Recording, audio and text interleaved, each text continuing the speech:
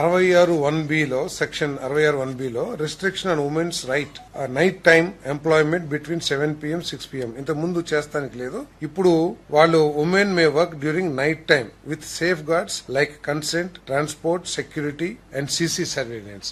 Proper safe guards తీసుకుని వారికి camera surveillance పెట్టి వాళ్ళకి ప్రాపర్ ట్రాన్స్పోర్ట్, తర్వాత అదేవిధంగా వారు పనిచేసే చుట్టుపక్కలంతా కూడా కాంతివంతమైన ప్రదేశంగా ఉండే కొన్ని నిబంధనలు ఏర్పాటు చేసి మహిళలు కూడా రాత్రిపూట పని చేయొచ్చు అని చెప్పేసి ఈ అమెండ్మెంట్ చెప్తా ఉంది.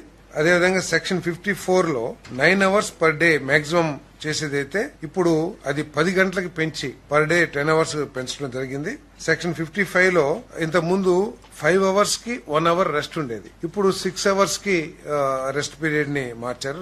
6 hours కి ఒకసారి రెస్ట్ వచ్చేట్లు. అదేవిధంగా section 56 maximum spread over 10.5 hours అయితే ఇప్పుడు ఎక్స్టెండెడ్ టు 12 hours, అంటే మొత్తం 12 hours దాకా పనిచేసే అవకాశాన్ని కల్పిస్తూ ఉంది. ఓవర్ టైం సెక్షన్ 64 ప్రకారం ఇంత ముందు 50 గాని 75 గంటలు గాని మాత్రమే ఓవర్ టైం చేస్తానికి అవకాశం ఉండేది. బట్ ఇప్పుడు 144 hours 144 hours per quarter over time చేస్తానికి అవకాశం కల్పించే విధంగా ఈ చట్టాలని అమెండ్మెంట్ చేయడం జరిగిందని చెప్పేసి మనం చేస్తున్నాం. ఇదంతా ఏంటంటే ఈజ్ ఆఫ్ డూయింగ్ బిజినెస్ లో భాగంగా నిబంధనలను అమెండ్మెంట్ చేయడం జరిగిందని చెప్పేసి కూడా ఈ సందర్భంగా తెలియజేస్తాను. ఇప్పుడు ఇంతకు ముందు women employment during night time కు సంబంధించి కొన్ని నిబంధనలు ఉంటే women May work during night time with certain, ఇందాక చెప్పాను కదా, సీసీ కెమెరా సర్వేలియన్స్, ప్రాపర్ సేఫ్టీ, తర్వాత వారికి మంచి వసతులు అవన్నీ కూడా ఉంటే పని చేయొచ్చు అని చెప్పేసి కూడా ఈరోజు ఈ చట్టం మార్చడం జరిగిందని చెప్పేసి మనం చేస్తాం.